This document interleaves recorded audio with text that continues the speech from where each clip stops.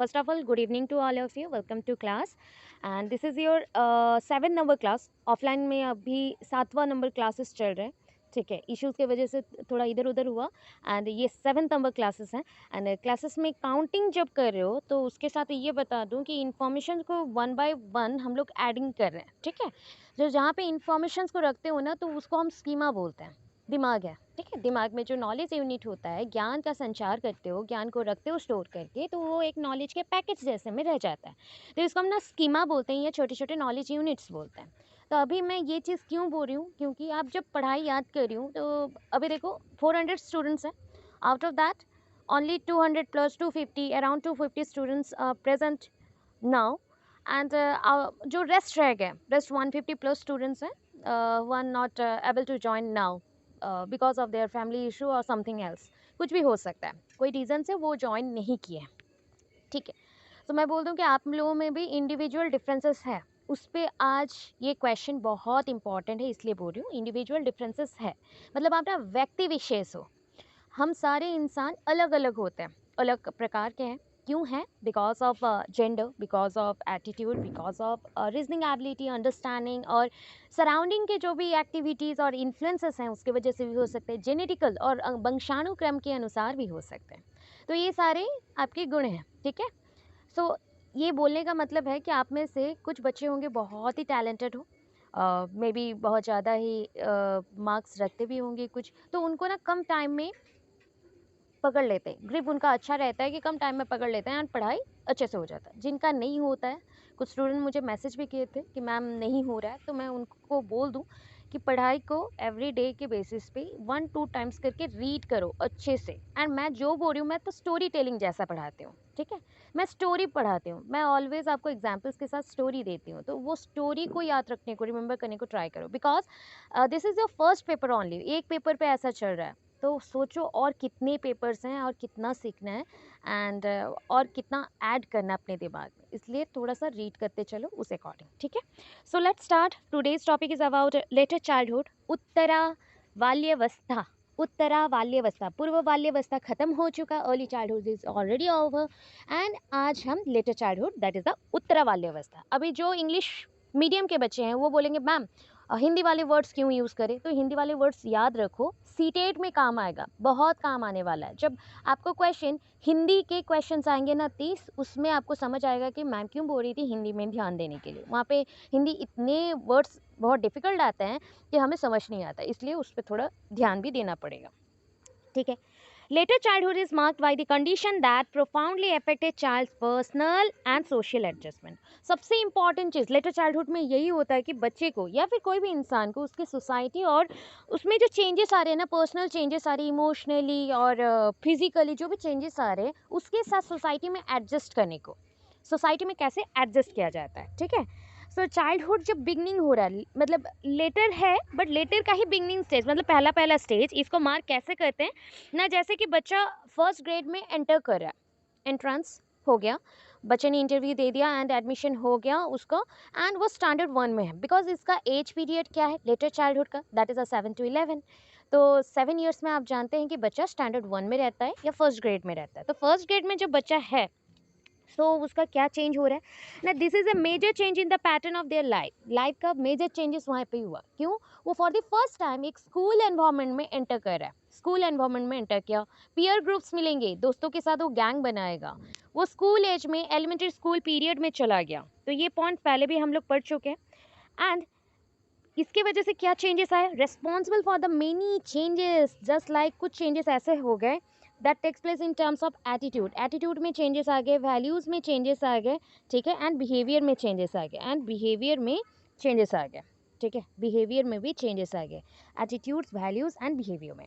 Although the later childhood begins at the same age, one cannot be so precise about the time when the period comes to end because of physical maturity. मैंने बोला था, सोच लो, ए एक person का नाम है, एक बच्चे का नाम है, बी एक बच्चे का नाम है. बी का फिजिकल ग्रोथ जितना होगा या फिजिकल डेवलपमेंट जितना होगा, जितने एज पीरियड तक होगा, क्या ए का भी उतना ही है? मतलब ए का जितना हुआ बी का भी उतना ही है? नो. ये डिफर करता है, इसलिए मैंने बोला इंडिविजुअल डिफरेंस इज देयर, वहाँ पे प्रेजेंट है इंडिविजुअल डिफरेंस। इंडिविजुअल डिफरेंस से आप क्या बनते हो, व्यक्ति विशेष बनते हो, अलग अलग होते हैं, हम भिन्न होते हैं, हम अलग अलग हो गए, ठीक है। सो दो पर्सन कभी भी इक्वल नहीं हो सकता, क्योंकि उनका फिजिकल ग्रोथ अलग है। किसी का फिजिकल ग्रोथ होगा कि वो 19 ईयर्स तक ग्रोथ पीरियड में रहा एंड उसका हाइट वेट सब कुछ उतना टाइम तक ही बढ़ा, उसके बाद वो मैच्योर में घुस गया, मैच्योरिटी पीरियड में। और कुछ बच्चे होंगे जो 22-23 साल तक भी ग्रो करते रहेंगे, आफ्टर दैट मैच्योरिटी पीरियड में जाएंगे। तो ये चीज़ है, अलग अलग हो गया, ठीक है। अभी नेक्स्ट पॉइंट पे चलो। नेक्स्ट पॉइंट में क्या आता है as a result some children have longer than the average late childhood, मतलब लेट चाइल्डहुड का पीरियड भी सबका अलग अलग आ गया, while for others it is shorter than average. So average मान लो कि एक बच्चे का हमने पकड़ा कि एक बच्चे का 18 साल हुआ, दूसरे बच्चे का 19 साल, किसी का 20 साल। तो ऑल ओवर अगर एवरेज करते तो एडिशन करके divided by number of items हम लोग बोलते हैं, या नंबर ऑफ इंडिविजुअल्स, तो उसके अकॉर्डिंग आपको पता चल जाएगा कि एक आएगा जो कि 19, मान लो 19 एवरेज है, 19 तक ही हम लोग जिसको टीन एज पीरियड्स बोलते हैं, एंड टीन एज के अंदर आपका ये जो लेटर चाइल्डहुड पीरियड है ये खत्म हो जाएगा। सॉरी, लेटर चाइल्डहुड बोल रही हूँ, आपका एडोलेसेंट पीरियड, मैं एग्जांपल दे रही हूँ। वैसे लेटर चाइल्डहुड पीरियड में भी क्या है ना, आपका 7 to 11। तो किसी का एज सोच लो, मैं एज पीरियड गलत दे दी, किसी का एज सोच लो कितना है, किसी का एज है आपका 11, किसी का है 13, किसी का है 14, किसी का है 15। सो इसको अगर एडिशन करके सेम वे से एवरेज निकालोगे तो आपको मिल जाएगा अराउंड 13.5, 13.5 ऐसे कुछ, अराउंड 13-14 पकड़ लो। अभी इतने एज रेंज तक बच्चे का क्या चल रहा है ना, लेटर चाइल्डहुड पीरियड चल रहा है। आफ्टर दैट कुछ बच्चों का क्या हो जाएगा ना, 11 ईयर्स में उनको प्यूबर्टी आ गया, कुछ बच्चे का क्या है 13 ईयर्स में प्यूबर्टी आ गया, कुछ का 14 में, कुछ का 15 में। So that letter childhood period भी जो उसका रेंज है वो भी वैरी करता है, पर्सन टू पर्सन वैरी करता है, एंड ये डिपेंड करता है आपका एनवायरमेंट के ऊपर, आपका सोशल अडेप्टेशन के ऊपर, या फिर न्यूट्रिशंस के ऊपर, whatever you take in your meal etcetera. जो आपका रहने का, खाने का जो भी आइटम्स हैं या स्टाइल है, उसके ऊपर भी डिपेंड करता है कि आपका ग्रोथ पीरियड कहाँ तक चलेगा और कितने रेंज तक चलेगा। इसलिए अप्रोक्सीमेशन में पकड़ा गया है कि 7 to 11, कुछ बुक्स में 7 to 12 भी है, कुछ बुक्स में 7 to 13 भी है। तो ये रेंज इसलिए थोड़ा बहुत वैरी करता है, 1-2 साल प्लस माइनस में ले सकते हो, ठीक है। अभी देखो यहाँ पे बुक में भी क्या मेंशन है, that is this stage extend from 6 to 12। देखो मैंने 7 to बोला था, मैंने इसलिए बोला कुछ बुक्स में कुछ इधर उधर होता है, प्लस माइनस में रखना पड़ता है 1-2 साल को, जैसे कि 6 है या फिर 7 ले लो। The stage is called elementary school age. इस स्टेज को हमने एलिमेंट्री स्कूल एज बोला बिकॉज बच्चा स्कूल जा रहा है, इससे पहले बच्चा कहाँ जा रहा था, प्ले स्कूल जा रहा था, that is called preschool age stage. इसमें हमने बोला एलिमेंट्री स्कूल एज, जहाँ पे बच्चा 1 to 8 क्लास तक एलिमेंट्री एजुकेशन को ले रहा है, ठीक है। एंड ये एडिशंस में भी चल सकता है, इसलिए 1 और 2 ईयर्स का प्लस माइनस है। It is a period of excellence and pseudo maturity. False maturity, false maturity. He or she thinks that he is or he or she is very mature or enough mature to control her feelings or his feelings, and also take definite a decision. ठीक है? Also take any type of decision for her life or for his life. तो ये भी उसके दिमाग में आ जाता है कि मैं मैच्योर हो चुका हूँ, बट ये मैच्योरिटी क्या है, फॉल्स मैच्योरिटी है। Pseudo, pseudo means false, false maturity उसके दिमाग में आया कि मैं बड़ा हो चुका हूँ, मैं स्कूल जा रहा हूँ, मैं अकेले स्कूल जा सकता हूँ, मैं खाना कुछ भी खा सकता हूँ, एंड मैं बड़ा हो चुका हूँ, कोई भी डिसीजंस ले सकता हूँ, ठीक है।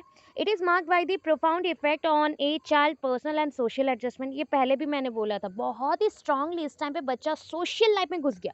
जैसे मान लो यहाँ पे बच्चा आ रहा है एंड ये उसका सोशल लाइफ है, सोशल लाइफ है, इसमें वो एंटर कर गया, फटाक से एंटर कर गया, एंड ये अभी ना इन्फ्लुएंस करना स्टार्ट कर रहा है, इन्फ्लुएंस बहुत ज़्यादा आ गया लैंग्वेज के ऊपर, कैरेक्टर के ऊपर, एवं उसके जो कैरेक्टर कॉन्स्टेंसी, याद करो जेंडर कॉन्स्टेंसी के ऊपर भी, ठीक है। सो इस टर्म को हमने यूज़ किया, मतलब इस टाइम को हमने क्या बोला ना, इस टाइम पे बच्चा बहुत कंफ्यूज रहता है समटाइम्स, वो बहुत नीड करता है कि कोई उसे सपोर्ट करे, कोई उसे हेल्प करे, क्योंकि वो क्वेरल में रह जाता है, मतलब बहुत ज़्यादा झगड़े दंगे उसके माइंड में, बहुत ज़्यादा ऐसे कन्फ्यूजन्स आते हैं। तो इसको ट्रबल सम एज भी बोलते हैं, troublesome age and quarrelsome age, troublesome age और क्वेरल सम एज।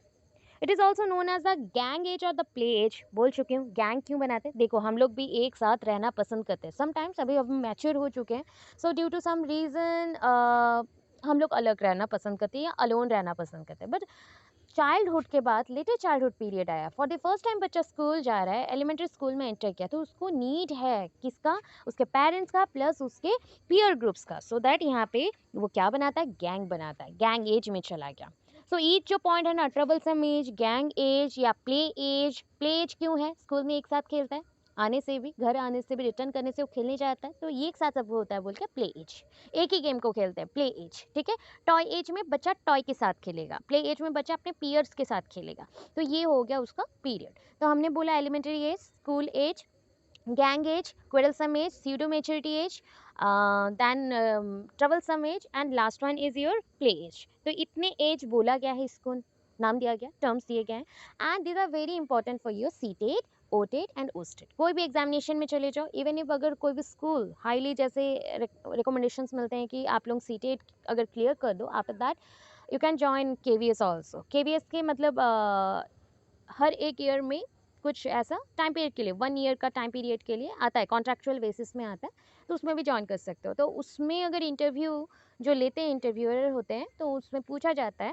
कि what is pedagogy, why child psychology is very important, so they ask that type of question to you, वो पूछेंगे, and you have to give reason and with example also, because you are a teacher and your motive is to explain the things very broadly, not narrowly, broadly, so that clear it and with example, ठीक है, आपको clear explanations देने पड़ेंगे, तो इतना करना पड़ता है, ठीक है। सो इसलिए डिटेल पढ़ा रही हूँ, एक एक पॉइंट को पढ़ा रही हूँ, and after that quick point पे भी हम लोग आएंगे। फिर देखो, अभी तो हो गया इसका इंट्रो खत्म, ठीक है। आपको अगर बोलना है मैम सारे क्वेश्चंस में आपने बोला था डेफिनेशंस देने को, आपने बोला था इंट्रो देने को, इंट्रो तो मिल गया, मीनिंग डेफिनेशन किसका दोगे, because this are the part of development, growth and development, तो आप डेवलपमेंट का यहाँ पे क्या दे सकते हो, इंट्रो थोड़ा, मीनिंग डेफिनेशन, उसके बाद ये क्वेश्चन स्टार्ट कर सकते हो, ठीक है। अभी देखो एस्पेक्ट्स में आ जाता है, एस्पेक्ट्स को डायमेंशंस भी बोलते हैं। डायमेंशंस मतलब सोच लो कि आपके एक पॉइंट को इन्फ्लुएंस करने के लिए कितना पार्ट आ रहा है, सपोज ये पॉइंट है, इसको इन्फ्लुएंस करने के लिए हर एक पार्ट से कुछ ना कुछ आया है, सो इसको हमने पकड़ लिया डायमेंशंस के अकॉर्डिंग, ठीक है, एरियाज, डायमेंशंस और aspects. The first one is the physical development. Physical development में क्या आता है, देखो, this is a period of slow and uniform growth, because puberty start नहीं हुआ है, इस टाइम पे बच्चा आराम से ग्रो करेगा, ठीक है। याद रखो कि बच्चा जब छोटा था, मतलब शिशु अवस्था में था, इन्फेंसी पीरियड में था, सो उस टाइम पे क्या हुआ ना, फिजिकल ग्रोथ हाईएस्ट रेंज में था, फास्टर फास्टर। तो ऐसे हम कुछ डायग्राम बना सकते हैं, ये इन्फेंसी के लिए है, ये आपका अर्ली चाइल्ड के लिए, ये आपका लेटर चाइल्डहुड के लिए। सो देखो ये ऐसा डायग्राम हुआ, फास्टर मूव कर रहा है आपका जब अर्ली चाइल्डहुड, ये इन्फेंसी है, ठीक है, इन्फेंसी का है, इन्फेंसी। ये आपका लेटर चाइल्डहुड के लिए एलसी लिख रही हूँ, एंड सॉरी लेटर चाइल्डहुड बीच में दे दिया, okay okay okay, early childhood then later childhood. तो ये देखो अर्ली चाइल्डहुड में क्या होगा ना, अर्ली चाइल्डहुड में ऐसे मूव किया, देन ऐसा, एंड लेटर चाइल्डहुड ऑल्सो ऐसे करके ऐसा, बिकॉज ऑलरेडी ये अर्ली चाइल्डहुड का ही पोर्शन है, तो यहाँ से हमने कंटिन्यू किया, ऐसा नहीं किया, ऐसे वाला डायग्राम नहीं किया, हम लोग यहाँ से कंटिन्यू करें, ठीक है, कंटिन्यू करें। एंड ये क्या हो गया, स्लो एंड यूनिफॉर्म, यूनिफॉर्म मतलब इक्वली चलेगा, इक्वली चलेगा, 7 to 11 और 7 to 12 ईयर्स तक ये इक्वली चलेगा, हर एक साल आप इक्वली ग्रो करते जा रहे हो। बट यहाँ पे देखो स्टार्टिंग हुआ फास्टर, बिकॉज इन्फेंसी से ये मूव कर रहा था, एंड फिर यूनिफॉर्म में स्लोअर आ गया। यहाँ पे क्या हुआ, रैपिड ग्रोथ आ रहा है, रैपिड ग्रोथ आ रहा है, फिजिकल ग्रोथ। चाहो तो स्क्रीनशॉट ले सकते हो, या फिर कल वीडियो में देख के बना लेना, ड्रॉ कर लेना। दिस इज़ योर जीरो, मतलब जीरो से पॉइंट से, ऑरिजिन पॉइंट से स्टार्ट हो रहा है, एंड ये जो इधर का हमने दिया है, ये पॉइंट क्या होगा ना, विथ रेस्पेक्ट टू आप टाइम लिख लो, टाइम एंड ईयर्स। एजेस लिख देना एक साइड में, कोई भी साइड में लिख सकते हो, कोई इशू नहीं है, एज एक साइड में लिख देना, एक साइड में ईयर लिख देना। ये एज मैंने ले लिया, इधर मैंने age, and time period, time, years में टाइम काउंट होगा, एंड एज मतलब यहाँ पे हमने इन्फेंसी का एज सिर्फ मेंशन करना है, इन्फेंसी का एज। टाइम पीरियड क्या है, 1 साल, 2 साल, 3 साल, 4 साल, ऐसे करके 1 ईयर का गैप देते हुए लिखना है। सो इतना मेंशन करोगे तो भी हो जाएगा, बहुत डिटेल बोल दिया क्या, ठीक है। आफ्टर दैट देखो, this the period of slow and uniform growth, ठीक है, compared with the swift growth during the first 5 years, physical growth is slow and steady। अभी बोल दिया physical growth बहुत ही slow and steady होता है, so it looks stagnant overtly, ठीक है। जैसे एक जगह पे पानी आया एंड बहुत डेप्थ है एरिया का, तो वहाँ पे पानी कुछ टाइम तक के लिए खड़ा हो गया, स्टैंडिंग वाटर जैसा बन गया, ठीक है। तो वैसे ही ये एज भी वैसा ही लगेगा कि आपका ग्रोथ भी हो रहा है, इतना स्लोअर रेट हो रहा है फिजिकल ग्रोथ कि आपका पता भी नहीं चल रहा है, इतना खड़ा हुआ है ऐसा। So physical growth follows A predictable pattern through the variation जो ऑकर। अगर वेरिएशन आता है, जैसे कि एक का हाइट थोड़ा सा लग रहा है, लंबे लंबे हाथ हैं पैर है, तो हम सोच सकते हैं कि फ्यूचर में जाके वो लंबा इंसान बन सकता है। अगर शॉर्टर में आ रहा है तो हम छोटा है ऐसे बोल सकते हैं। And this is only the time during the life when girls on average taller than the boys. मैंने ये भी बताया था आपको, इस टाइम पे पीरियड में क्या था ना, बॉयज़ से ज़्यादा गर्ल्स थोड़ा जल्दी मैच्योर हो जाती हैं, तो बॉयज़ से ज़्यादा जल्दी ये इनका फिजिकल ग्रोथ चलता है। प्यूबर्टी होने वाला है ना, तो प्यूबर्टी से पहले इनका ग्रोथ थोड़ा सा स्टार्ट हो जाता है, फिजिकल ग्रोथ थोड़ा सा जल्दी रहता है, हाइट थोड़ा सा बढ़ जाता है। हाइट वेट वेरिएशन ये भी होता है due to the lack of nutrition, due to the lack of nutrition और ड्यू टू माल न्यूट्रिशन। एक वर्ड में लिख दो, पुअर न्यूट्रिशन और माल न्यूट्रिशन। समटाइम जो आपके रहन सहन का स्टाइल है, just like the racial groups और एथनिक बैकग्राउंड्स, इसके बेसिस पे भी आपके चेंजेस आते हैं। जस्ट लाइक एक बच्चा रिच फैमिली से आया है, एक बच्चा पुअर फैमिली से आया है, तो आप डिफरेंस जान सकते हो न्यूट्रिशन में भी, हाइट ग्रोथ में भी। in this stage the lengthening of the limbs occur। देखो lengthening of limbs मतलब आपके हाथ पैर लंबे लंबे दिखेंगे आपके। स्पेशली फिजिकल ग्रोथ स्पेशली कहाँ पे होते हैं ना, आपके लेग्स में ज़्यादा होते हैं, मतलब लेग्स लंबे लंबे से दिखते हैं, ठीक है, बड़े होना स्टार्ट करते हैं, लंबे हो जाते हैं, बिकॉज लेग्स के जो मसल्स हैं और मसल्स में जो टिश्यूज प्रेजेंट है ना, वो थोड़ा सा बड़ा हो जाता है, इंक्रीज करता है। जस्ट लाइक बलून है ना, बलून को जितना हवा दोगे उतना फूलेगा, तो यहाँ पे भी ब्लड सर्कुलेशन बढ़ रहा है, बिकॉज बच्चे बहुत ही एक्टिव रह रहे हैं, खेल रहे कूद रहे, तो मसल्स भी एक्टिव होके लंबा होते जाता है, ठीक है। और क्या होता है ना, इस टाइम पे बॉडी का ग्रोथ बढ़ रहा है तो कोऑर्डिनेशन रहता है, बोन्स स्ट्रांग होते हैं, बच्चों का बोन स्ट्रांग होना स्टार्ट कर रहा है, बिकॉज बच्चा अपने हिसाब से खाना भी स्टार्ट कर रहा है, तो हार्डन होता है, हाइट वेट इंक्रीज होना अभी स्टार्ट करेंगे। एंड इम्प्रूवमेंट होता है उसके स्किल्स में, मोटर स्किल्स में, मूवमेंट का स्किल, मोटर स्किल मतलब मूवमेंट, मूवमेंट का स्किल, ठीक है, मूवमेंट स्किल्स। एंड और क्या है, कौन से स्किल्स में, specially motor development has two type of skill, एक हो गया फाइन, एक हो गया ग्रॉस। ग्रॉस समझा चुकी हूँ लास्ट 2 क्लास में, बहुत बार बता दिया कि ग्रॉस मतलब इन टोटलिटी एंड फाइन मतलब छोटे छोटे। तो बड़े बड़े मसल्स को ग्रॉस बोलोगे, जैसे वर्किंग जंपिंग रनिंग के लिए चाहिए, तो उसके लिए हम लोग ग्रॉस मसल्स का यूज़ करते हैं एंड उसको ग्रॉस मोटर स्किल बोला जाता है। एंड फाइन में छोटे मसल्स का यूज़ होता है, जैसे कि आपके फिंगर टिप्स में फ्लेक्सर मसल्स प्रेजेंट है, so you can easily you can easily hold a pen, बोतल और एटसेट्रा, कोई भी चीज़ को ईजिली पकड़ सकते हो अपने हाथों द्वारा, एंड यही हो गया पॉइंट, ठीक है। अभी देखो by the end of the late childhood stage, ये लेट चाइल्डहुड स्टेज जब खत्म हो रहा है ना, सो नॉर्मली 28 और 30 टीथ्स रहते हैं, मतलब टीथ तो नहीं होगा, टूथ होगा। अभी दांत कितने हैं ना आपके पास, 28 हैं, बट बिकॉज अभी 7 to 12 एज के अंदर हो आप, तो इस एज में 32 दांत नहीं आएंगे, इतने ही दांत आएंगे। एंड लास्ट 4 जो विजडम टीथ्स होते हैं, मतलब आपके विजडम टीथ होते हैं, वो इमर्ज नहीं होता, वो निकलता है धीरे धीरे धीरे धीरे निकलता है, अभी तक भी आपके ग्रो होते मतलब निकलता होगा, थोड़ा निकलता है फिर रह जाता है, फिर निकलता है फिर रह जाता है, ऐसा होता है। एडोलेसेंस पीरियड में ही स्पेशली होता है, नहीं तो एडल्टहुड में चले जाता है। आई होप इतना पॉइंट क्लियर हो। अभी नेक्स्ट में जा रही हूँ, कॉग्निटिव डेवलपमेंट में। So intellectual activities are clearly visible at this stage. Intellectual activities, I Q इस टाइम पे ना देखने को मिलता है कि बच्चा बहुत ही ज़्यादा IQ कैरी करता है, या फिर बहुत ही डम्प होता है, मतलब स्टूपिड बोल सकते हो, या फिर डम्बो बोला जाता है, इम्बेसाइल और इडियट्स भी बोल देते हैं। तो ये बच्चे होते हैं जिनका IQ कम होता है, एक पूरा ना टेबल है IQ का, ठीक है, IQ का पूरा टेबल होता है, ठीक है। एक जैसे टेबल मैं बना रही हूँ, थोड़ा सा हिंट दे रही हूँ आपको कि क्या पढ़ना है, कमिंग क्लासेस में भी ये IQ का है। जैसे सोच लो ये IQ का रेंज है, यहाँ पे IQ के कैरेक्टर के बेसिस पे डिविजन्स हैं।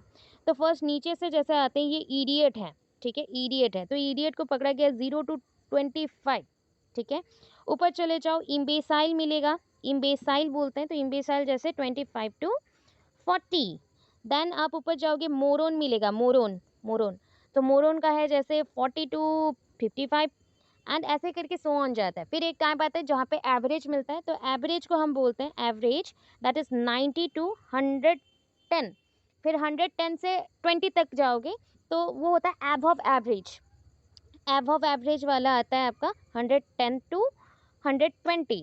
120 से 130 जाओगे, तो 120 से 130 जाने से वो होते हैं आपके मतलब गिफ्टेड चाइल्ड के नीचे आते हैं एक्स्ट्रा ऑर्डिनरी, ठीक है, एक्स्ट्रा ऑर्डिनरी आएंगे। एंड लास्टली अगर 120 से 130 चला गया, फिर आ गया 130 टू 140, ये होते हैं मतलब इनका है गिफ्टेड चाइल्ड। ये बच्चे होते हैं गिफ्टेड चाइल्ड, जो कि गॉड गिफ्ट हम लोग मानते हैं। एंड इनका जो नॉलेज है वो बोल सकते हो आउट ऑफ द बॉक्स है, वो ऑलवेज अपने आप से ही थिंक करते हैं एंड थोड़ा सा गाइड चाहिए इनको, बस वो मूव करते रहते हैं, आगे बढ़ते रहते हैं। तो ऐसे करके डिवीजन होता है आईक्यू का। एंड जो आईक्यू विजिबल होता है, देखो ये डिफरेंट रेंज के अकॉर्डिंग, अभी आप सोच सकते हो कि आपके आईक्यूज में भी डिफरेंसेस हैं।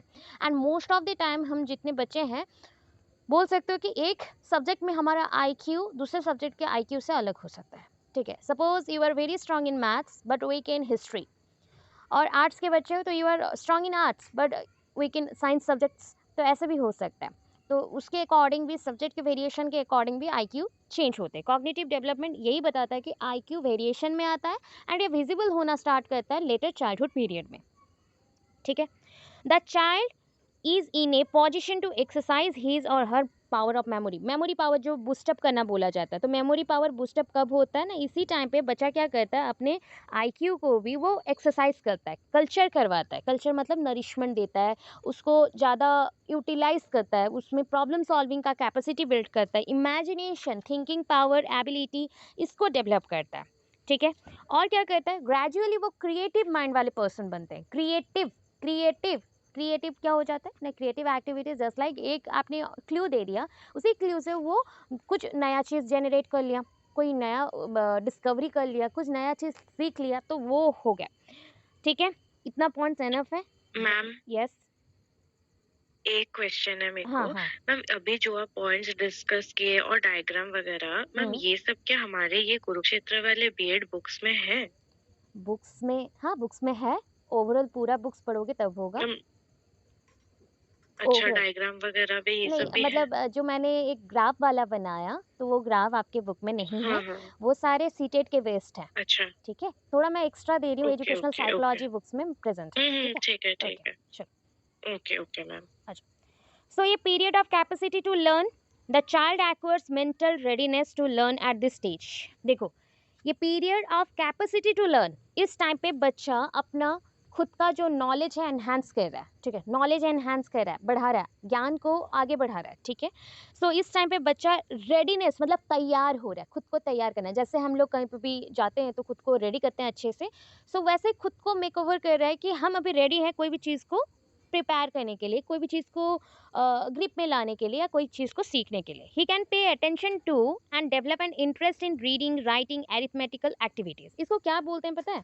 ये जो 3 वर्ड्स यहाँ पे यूज़ किया गया, reading, writing, arithmetic, reading, writing, arithmetic, that is a 3R concept. ये 3R कंसेप्ट है। एंड 3R कंसेप्ट को किसने दिया था वो भी बोल देते हैं, महात्मा गांधी ने। ठीक है, Mahatma Gandhi, Mahatma Gandhi, because Mahatma Gandhi was not a teacher, but great person who discovered many points regarding experiential learning, and also provide Vardha scheme for the rural development or rural educational development. Okay, so Wardha scheme इन्होंने discover किया था, नई तालीम का concept दिया था, तो उसके साथ इन्होंने 3H का कंसेप्ट एंड 3R का कंसेप्ट दिया था। इन्होंने बोला आपको पढ़ने के लिए, कुछ सीखने के लिए, या कोई इमोशनली भी अटैच होने के लिए, या फिर नॉलेज लेने के लिए 3 चीज़ चाहिए। 3H, एक हो गया हैंड, हाथ, एक हो गया हार्ट, हो गया, एंड तीसरा जो last one that is a head. ठीक है, हेड, ये 3 चीज़ हुआ तो आप 3R को कर सकते हो, 3R को कर सकते हो, 3R को कर सकते हो। तो 3R में आ गया, देखो, reading, R for reading. Arithmetic में हम प्रेशर किस में दे रहे, R पे ही दे रहे, एरिथमेटिक, तो R आ रहा है, सो इसलिए एरिथमेटिक भी आ गया, जहाँ पे मैथमेटिकल एक्सप्रेशंस को हम पढ़ेंगे, प्लस राइटिंग। राइटिंग, अपना राइटिंग बहुत अच्छा होना चाहिए। कभी कभी बोला जाता है राइटिंग जिसका क्लियर है ना, बहुत ही क्लियर रहता है, उसका हैंड राइटिंग खराब हो, क्लियर लिखना मतलब उसका दिमाग बहुत ही क्लियर चल रहा है एंड पॉइंट्स को वो कैच कर सकता है, इसलिए उसका राइटिंग क्लियर है। क्लियर लिखना एंड सुंदर लिखने में डिफरेंस है, समझो पॉइंट्स को। सो ये कंसेप्ट के अकॉर्डिंग क्या समझे कि बच्चा कब रेडी होता है, जब ये 3 चीज़ कर पाएगा बच्चा, तो सोच लो उसका दिमाग बहुत ही अच्छा चल रहा है, आईक्यू लेवल बहुत ही पावरफुल है एंड स्ट्रांग है। दैट मीन्स वो कंसीव कर सकता है, अभी कोई भी इंफॉर्मेशन को फटाफट कंसीव कर सकता है। ठीक है, इस टाइम पे बच्चे को मैम डिसिप्लिन, अरिथमेटिक, राइटिंग और रीडिंग रीडिंग रीडिंग, अच्छा। Writing, arithmetic. ओके, चलो। He shows awareness and sense of subordination to the school rule. Subordination मतलब मेरे सबऑर्डिनेशन पे आप लोग हो, मतलब मैं यहाँ पे रूल सेट कर रही हूँ एंड आप लोग वहाँ पे रह रहे हो, ठीक है। जस्ट लाइक बॉस के अंडर एम्प्लॉयज रहना, ठीक है, एम्प्लॉयज जो रहते हैं वही है। तो सबऑर्डिनेशन बोला गया, किसी को आज्ञाकारी बनाना, मतलब मैं अभी आपके बात मान रही हूँ तो मैं आपकी आज्ञाकारी हूँ, ठीक है। तो वैसे subordination to the school rules, laws and discipline. Discipline doesn't mean that कि आप एक जगह पे चुपचाप बैठ जाओ। डिसिप्लिन ये बोलता है कि आप अपने टाइम को यूटिलाइज करो। डिसिप्लिनरी नॉलेज क्या है, आपके सब्जेक्ट्स को बोला जाता है डिसिप्लिनरी नॉलेज, या फिर डिसिप्लिन्स बोलते हैं, सब्जेक्ट्स को डिसिप्लिन्स बोलते हैं। एंड स्टूडेंट्स को क्या बोला जाता है, तो स्टूडेंट को बोला जाता है डिसिप्यूलस। एंड जो टीचर्स हैं जो पढ़ाते हैं सब्जेक्ट्स को, उनको बोला जाता है दैट इज अ डिसिपल्स, ठीक है। ये वर्ड्स आएंगे, धीरे धीरे समझोगे, मैं बार बार रिपीट भी कर दूंगी, डोंट वरी। डिसिप्यूलस है, डिसिपल्स है, डिसिप्लिन है। डिसिप्लिन मतलब टाइम को यूटिलाइज करना, वो भी शांत दिमाग से। पिन ऑफ साइलेंस नहीं होता। पिन ऑफ साइलेंस इसलिए बोला जाता है, बच्चे शांत बैठेंगे, कुछ करने को नहीं मिलेगा तो पढ़ाई करेंगे, इसलिए उसने बोला जाता है पिन ऑफ साइलेंस, ठीक है। ये sense of discipline and some sense of responsibility to school work are acquired by him. इस टाइम पे बच्चा खुद को समझ पाता है कि डिसिप्लिन कितना इंपॉर्टेंट है एंड जो स्कूल वर्क है उसको करना चाहिए, रिस्पॉन्सिबिलिटी ले लेता है। He tries to gain new knowledge, मैंने ये पॉइंट बोल चुका, क्या नॉलेज लेना चाहता है, एक्सपीरियंस लेना चाहता है, इमिटेशन कॉपी करता है। प्लस ये period of development of concept, इस टाइम पे बच्चे का कंसेप्ट बहुत क्लियर होना चाहिए, सो दैट बच्चा ना बहुत ही ज़्यादा क्वेश्चन भी पूछता है, प्लस वो जानने के लिए क्यूरियस है, बहुत ही ज़्यादा क्यूरियस है। एक्सपांड करता है उसके नॉलेज को ये वर्ल्ड, भास्ट वर्ल्ड के साथ, ठीक है। अपना इंटरेस्ट को वो डेवलप करता है, इंटरेस्ट डेवलप करेगा। सपोज देखो आपका इंटरेस्ट मैं बोल दूं, आज के टाइम पे अगर आप लोग नियर अबाउट 300 प्लस स्टूडेंट्स यहाँ पे प्रेजेंट हो, एंड आफ्टर 6 मंथ्स आप में से ये आधे हो जाएंगे जो क्लास अटेंड करेंगे। वो ऑलरेडी स्टार्टेड, ये चीज़ें स्टार्टेड हो चुकी हैं कि कुछ स्टूडेंट्स बोलते हैं मैम मेरा टाइम नहीं हो रहा, ये नहीं हो रहा। पढ़ाई अपने पास है, हम टाइम निकालेंगे। तो ये जो पॉइंट है ना, यही पॉइंट बोला गया कि इंटरेस्ट डेवलप करना। कोई चीज़ में इंटरेस्ट दोगे तो खुद ब खुद सोल्यूशंस आ जाते हैं। तो बच्चा यहाँ पे इंटरेस्ट दे रहा है तो वो हर एक प्रॉब्लम का सोल्यूशन निकालेगा, या फिर हर एक सब्जेक्ट्स का सोल्यूशन वो जान पाएगा, ठीक है। इस टाइम पे बच्चे और क्या करते हैं, स्कूल्स तो जाते ही हैं तो कंसेप्ट्स के साथ उसका मीनिंग भी ड्रॉ आउट करते हैं। कि एक स्टोरी पढ़ लिया, जस्ट लाइक क्लास 6 और 7 में एक इंग्लिश का स्टोरी था, सीबीएसई में आई थिंक है, that is a tiny teacher. The tiny teacher is all about the ants, red ants and the black ants, how they collect the food from the different areas and gather in a hole and preserve for or conserve for the longer period, ठीक है। वो longer time तक के लिए वो खाना को कैसे संचित रखते हैं, चींटियाँ, ठीक है। इसलिए उनको बोला गया, वो कैसे सिखा रहे कि ग्रुप में रहना है, एक दूसरे को फॉलो करना है, एक दूसरे के लिए तैयार रहना है, कि वो अगर एक इन्फॉर्मेशन दे मैं तैयार हूँ, रेडी हूँ, मैं उसके पीछे चलूँगा एंड खाना लेके आऊँगा। क्यों कि एक टाइम ऐसा आएगा, जैसे कि विंटर सीजन है तो मुझे होल में ही रहना है, बहुत ठंड है, कुछ भी हो सकता है, तो मुझे होल में ही रहना है। तो ये वो बता रहा है, एक इतना छोटा सा क्रिएचर होके, इंसेक्ट होके वो बता रहा है। तो वो एक टाइनी टीचर है, छोटा टीचर है हमारे लिए, कि हमें भी एज ए ह्यूमन बीइंग इतना कुछ सीखना है कि एक साथ रहना है, ठीक है। तो ये देखो कितना मीनिंगफुल चीज़ें हम लोग ड्रॉ आउट करें। तो सोचो यही ड्रॉ आउट जो मीनिंगफुल कंसेप्ट बन रहा है, तो ये बच्चों के माइंड पे भी बनना पड़ेगा, ठीक है। So they derive new meanings of the mass media. वो मास मीडिया का यूटिलाइजेशन डिफरेंट वे से कर रहे हैं। Mass media means TV, news channels से न्यूज़ लेना, या न्यूज़पेपर्स का यूटिलाइजेशन, एंड मोबाइल फ़ोन्स का यूटिलाइजेशन। तो ये सबसे वो इन्फॉर्मेशन गैदर करेगा, मूवीज़, रेडियो एट्सेट्रा से भी। फिर देखो development of constructive and creative instincts. Constructive तो समझ लो, कंस्ट्रक्शन मतलब बिल्डअप करना, तैयार करना, मतलब बहुत सारा चीज़ों को अपने अंदर क्रिएट करना, बनाना, हिंदी में जिसको बोलते हैं बनाना, ठीक है। बनाना मतलब केला वाला बनाना नहीं, दिमाग में न्यू चीज़ों को अराइज करना, बनाना, तैयार करना, ठीक है। So his sense of curiosity is largely satisfied with the formal education in school. आपको पता है एजुकेशन सिस्टम 3 टाइप्स के होते हैं। एजुकेशन 3 टाइप्स का होता है, first one, second, third. Formal हो गया, फॉर्मल एजुकेशन, जो जहाँ पे आपको मैं हिंट देती हूँ। फॉर्मल मतलब हो गया जहाँ पे आपको रूल्स रेगुलेशन के साथ पढ़ना पड़ता है, वहाँ पे टाइम बाउंड रहता है, एक लीजर पीरियड भी रहता है, प्लस क्लासेस का एक पूरा सही रूटीन होता है, उसी के साथ आपको क्लासेस, खेलना कूदना, पढ़ाई सब कुछ होता है। तो वो हो गया फॉर्मल एजुकेशन, जहाँ पे लॉ, प्रिंसिपल सब कुछ मानना पड़ता है, स्कूल का डेकोरम और शासन मानना पड़ता है। बीच में और एक आता है, फॉर्मल के बाद आ गया आपका इनफॉर्मल, और एक आ गया आपका इनफॉर्मल के साथ that is a non formal, ठीक है, नॉन फॉर्मल। सो ये जो 3 है, ये जो 2 आ गए आउट ऑफ हमने जो 3 बोले, फॉर्मल तो आप जान गए, जहाँ पे फिक्स्ड रूल्स रेगुलेशंस नहीं होते, वो इनफॉर्मल एंड नॉन फॉर्मल होता है। एक होता है कोचिंग सेंटर स्कूल्स, जो कि हम बोलते हैं इनफॉर्मल वाला। नॉन फॉर्मल आपके घर भी हो सकते हैं, टेम्पल्स भी हो सकते हैं, जहाँ पे आपको कोई भी टाइम पे बुलाया जाए एंड पढ़ाया जाए, तो ऐसा भी हो सकता है, ठीक है। बट मेन मोटो क्या है? Education, delivering of the education, और एजुकेशन को एक डेस्टिनेशन तक पहुंचाना, और हमारा डेस्टिनेशन है बच्चे का माइंड, उस जगह तक हमें पहुंचाना है, ठीक है। सो यहाँ पे बोल रहा है कि फॉर्मल एजुकेशन में जब बच्चा रह रहा है तो उसका जो सेंस ऑफ क्यूरियोसिटी है ये सेटिस्फाइड होना चाहिए, ठीक है। वो उसको हर एक पॉइंट्स को अच्छा लगना चाहिए कि हाँ, इस पॉइंट से मुझे इन्फॉर्मेशन मिल रहा है, इससे मैं कैची हो रहा हूँ। देखो ये सोच लो, ये पॉइंट है, ठीक है, ये पॉइंट्स हैं, इंपॉर्टेंट पॉइंट्स हैं, एंड वो इन्फ्लुएंस्ड होना चाहिए इस पॉइंट से, वो इन्फ्लुएंस्ड होना चाहिए, अदरवाइज पढ़ाई का कोई वैल्यू नहीं रहेगा। उसको समझ आना चाहिए। आप पढ़ा के चले जाओ एंड बच्चों को समझ नहीं आए तो ये डिफिकल्ट हो गया, ये मतलब हो गया कि आप फेल्यूर हो अपने टीचिंग में, आप फेल्यूर हो अपने टीचिंग में, ठीक है। 100% ना सही 70% हो, बच्चे को समझ आना चाहिए कंसेप्ट, और 30% वो जब रिवाइज करेगा तो समझ आ जाएगा, ठीक है।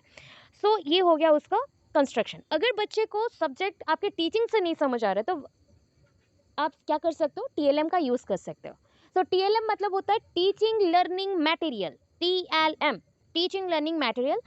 Nowadays it is also known as the assistive devices or supporting devices also, just like the smart boards, chart papers और फ्लो चार्ट। इंडिया मैप पढ़ा रहे हो तो इंडिया मैप का चार्ट हो गया, रिवर सिस्टम्स का हो गया, तो कोई भी चार्ट हो गया जहाँ पे हम लोग एक्स्ट्रा इंफॉर्मेशन क्विकली डिलीवर कर सकते हैं विद पिक्चर्स और with graphics also, and sometimes flow chart, pie chart etcetera. तो ऐसा चीज़ों का यूज़ कर सकते हैं, एंड बच्चों को हम लोग एंगेज करवा सकते हैं डिफरेंट चीज़ों में, जैसे कि handwork, craft work and drawings में, ठीक है। तो बच्चों का इनर पोटेंशियल जो है, टैलेंट जो है वो निकलेगा, आउटलेट बन के निकलेगा। जैसे इनपुट करोगे तो प्रोसेसिंग के बाद आउटपुट तो आएगा ना, तो वैसे ही है, कोई चीज़ अगर इनलेट है, अंदर जा रहा है, तो वो प्रोसेसिंग के बाद, काम खत्म करने के बाद आउटलेट देगा ही, रिजल्ट देगा ही, ठीक है। सो अभी देखो नेक्स्ट वाले में चले जाते हैं, period of development of interest. So बच्चे का जो डेवलपमेंट हो रहा है, ये पॉइंट ऑलरेडी आप जान चुके हो, मैं बात बात में बोल चुकी हूँ कि बच्चों को कौन सा सब्जेक्ट में इंटरेस्ट आता है, जो सब्जेक्ट वो समझ पाता है। बच्चे को interest after 1 month I will also ask this same question, ठीक है। मैं अगेन आपको सेम क्वेश्चन पूछूंगी कि कौन सा सब्जेक्ट आपको अच्छा लग रहा है। 1-2 months के बाद मैं पूछूंगी, जब आपका 1-2 पेपर कंप्लीट हो जाए तब मैं आपको पूछूंगी कि कौन सा पेपर अच्छा लग रहा है, तब आप बोलना कि कौन सा पेपर ईजी लगा एंड अच्छा लगा, एंड उसी पेपर में ही आपके मार्क्स अच्छे आएंगे, बिकॉज वो आपका लाइकिंग सब्जेक्ट हो गया, लाइकिंग सब्जेक्ट हो गया, easy to understand, easy to deliver, easy to concept making और easy to give any type of example, जिसमें आप एग्जाम्पल दे सको, इजीली आप कुछ चीज़ों को बना के लिख सको, वो पेपर ही आपको इजी लगता है। तो बच्चों को भी वैसे ही लाइकिंग सब्जेक्ट्स चाहिए पढ़ने के लिए, तो उसी में ही इंटरेस्ट डेवलप करने के लिए टीचर्स को काम करना पड़ेगा, ठीक है। फिर देखो ये पॉइंट में आ जाता है, लाइकिंग डिसलाइकिंग आएगा ही। अभी आ गया social development and the moral development in late childhood. तो social development and moral development late childhood में क्या है? The late childhood stage is also stage of socialization. Socialization मतलब क्या होता है? सामाजिकरण। सामाजिकरण मतलब समाज में रहने के लायक खुद को बनाना, समाज में रहने के लायक खुद को बनाना, that is a social adaptation.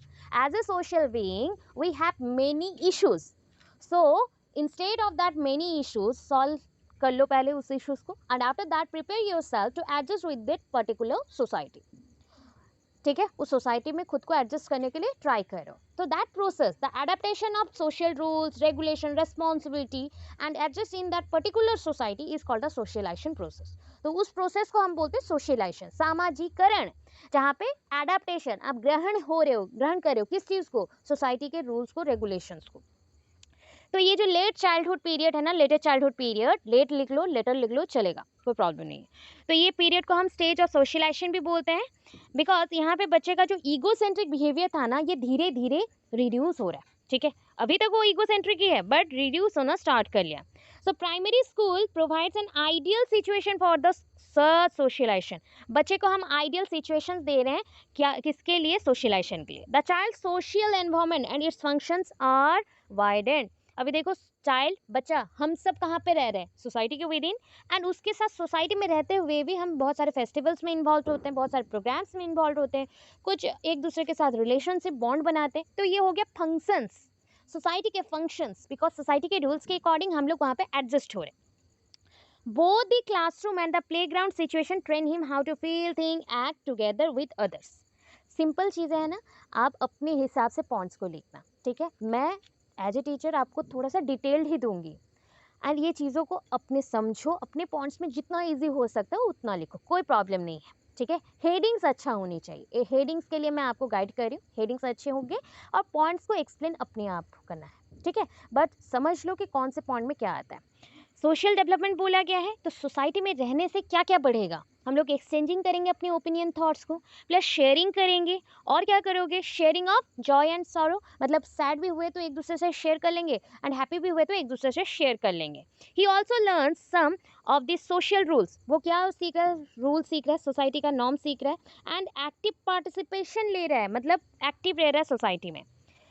The child at this stage is engage in social interaction, social and interaction, अभी जो मैं काम कर रही हूँ ना आपके साथ, ये इंटरेक्शन है, ठीक है।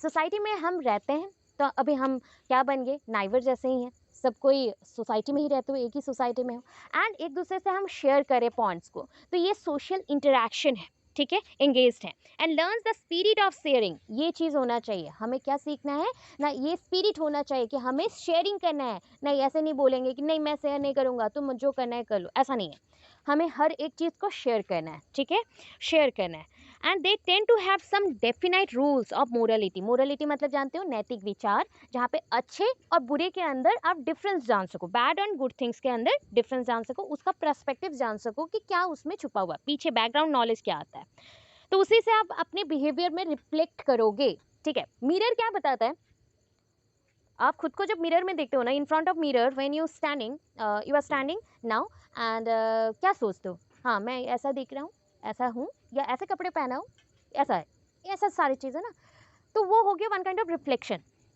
मिरर आपको आपका रिफ्लेक्शन दिखाता है। सेम थिंग, जब आप सोसाइटी में रहते हो एंड सोसाइटी में सारी चीज़ों को एडप्ट करने के बाद बिहेवियर को सीख जाते हो, एंड उसी बिहेवियर को रिफ्लेक्ट बैक करते हो दूसरे पर्सन्स को, तो यही आपका रिफ्लेक्शन है कि क्या आपने सीखा सोसाइटी से या दूसरों से, शेयरिंग करना हो या नॉलेज लेना हो या रेडीनेस हो या फिर स्पिरिट, स्पिरिट हो कि कोई भी चीज़ कर लगे, जज्बा, जुनून, सब कुछ जो भी सीख रहे हो वो रिफ्लेक्ट बैक हो जाता है आपके बिहेवियर में, ठीक है।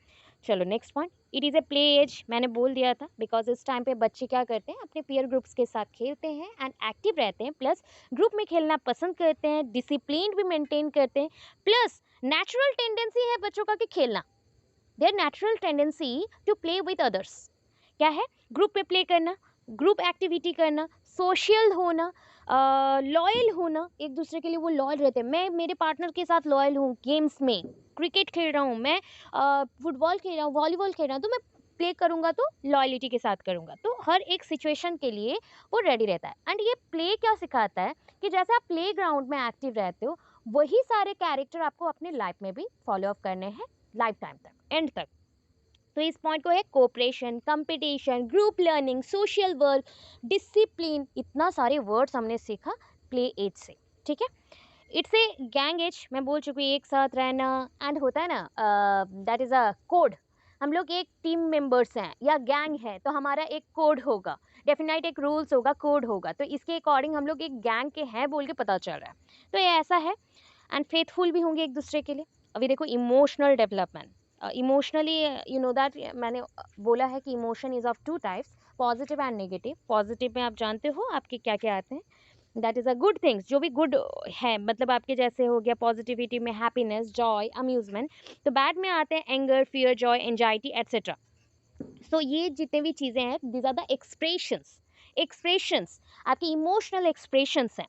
Sometimes unpleasant emotions also develop at this stage, इस स्टेज में अनप्लेजेंट इमोशंस भी आते हैं जो आपको सहन नहीं हो रहे, अच्छे नहीं लग रहे, फिर भी वो इमोशंस आ रहे, just like anxiety and depression. बोलो 7 to 11 ईयर्स के बच्चों को क्या एंजाइटी है, sometime they face many issues, just like they are belonging from slum areas or the poor groups, and but their parents admitted them in good school, so but they don't able to give donations, so उस time पे उसको बहुत कुछ face करना पड़ेगा। वो नहीं समझा कि पेरेंट्स का हालत क्या है, बिकॉज वो छोटा है, बट उसको फेस करना भी पड़ रहा है, उसको भी फेस करना पड़ रहा है, सोसाइटी में वो जा रहा है तो उसको भी फेस करेंगे, 10 लोग 10 बातें भी बोलेंगे। तो ये ऐसे छोटे छोटे एग्जाम्पल्स हैं, जबकि वो एंगर, जॉय, फियर, सारी चीज़ों को सीख पा रहा है, ठीक है, इमोशनल डेवलपमेंट में। इस टाइम से ही क्या होता है ना, जन्म से ही बच्चे एक्सट्रोवर्ट और इंट्रोवर्ट नहीं होते हैं, ठीक है। Their behaviour their behavior develops from their environment surrounding or which are influenced by again from their parents or society। मतलब ये चीज़ें हैं कि आप बचपन से ही तो सारे बच्चे एक्टिव रहते थे बहुत ज़्यादा, नॉर्मली 90 से 95% बच्चे एक्टिव रहते हैं, always they are very active in their group work और इन टॉकिंग और एनीथिंग। बट समटाइम्स क्या होता है, वो थोड़ा भी इंट्रोवर्ट हो रहे थे बट उनके पेरेंट्स कंट्रोल कर लेते हैं। बट जब वो बड़ा होता है, 7 to 11 ईयर्स में है, एंड उसको सोसाइटी ने ऐसे ऐसे बातें बोल दी जो उसको पसंद नहीं आ रहा है, तो वो धीरे धीरे साई हो जाता है, इंट्रोवर्ट हो जाता है, चुपचाप रहना, अकेला रहना पसंद करता है। तो यहाँ से स्टार्ट होता है एक्सट्रोवर्ट एंड इंट्रोवर्ट का मेन चीज़, क्योंकि आप वहाँ से ही विजिबल हो रहा है कि उसके अंदर क्या चेंजेस आ रहे हैं।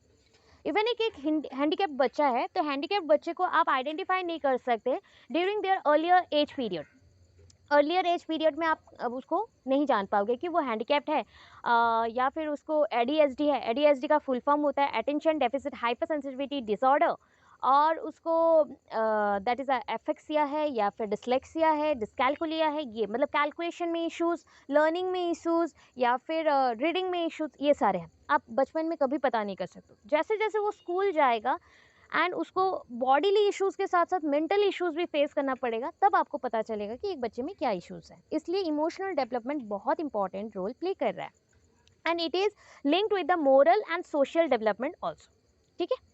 तो ये आपका नेचर क्रिएट करता है, बिहेवियरल नेचर, इंट्रोवर्ट एक्सट्रोवर्ट से मैंने समझाया आपको। कभी कभी हम ना क्या करते हैं, सोसाइटी की तरफ बहुत ज़्यादा एक्साइटेड होके चले जाते हैं।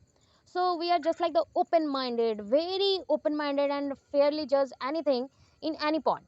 कभी भी कोई चीज़ किसी ने पूछा डायरेक्ट आंसर देते हो, तो वो चीज़ भी आपने सोसाइटी ही से ही सीखा है। बाहर निकल रहे हो बहुत ज़्यादा, घर का नहीं सोच रहे हो, तो ये भी चीज़ बच्चा इसी टाइम पीरियड से सीखना स्टार्ट कर रहा है। अभी देख लो इसका educational implications. Educational implications of later childhood, ये child at this stage is physically restless है बच्चा, बिकॉज ना देखो एक 7 साल का बच्चा है, 7 साल का बच्चा है एंड वो स्कूल जा रहा है।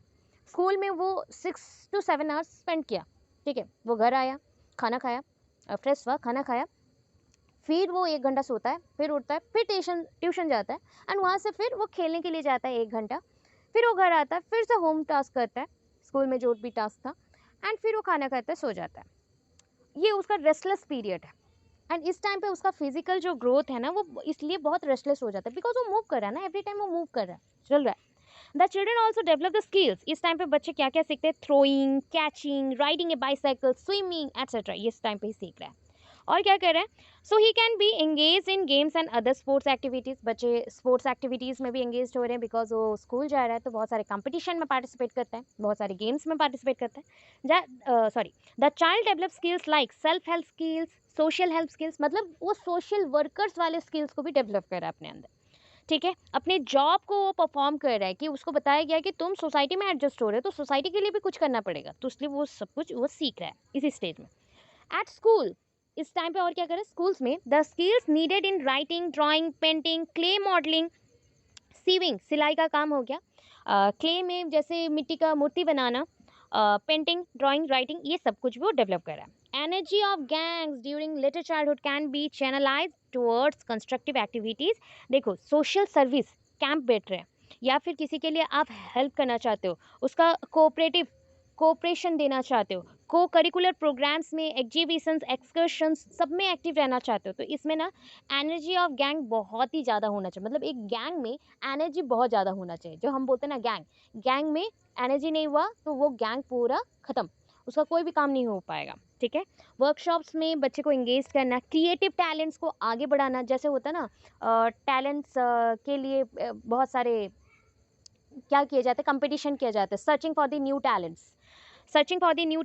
टैलेंट्स को ढूंढे जाता है, ठीक है। ये हो गया।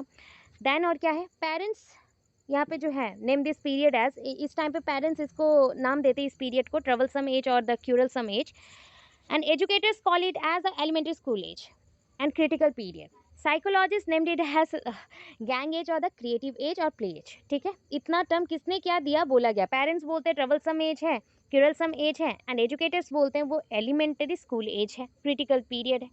एंड जो आपके साइकोलॉजिस्ट है वो बोलते हैं कि ये एज गैंग एज है या क्रिएटिव एज है, बहुत ज़्यादा क्रिएशन माइंड में लाते हैं बच्चे और टैलेंटेड होते हैं तो क्रिएट करते हैं न्यू न्यू थिंग्स को, प्लस प्ले एज है।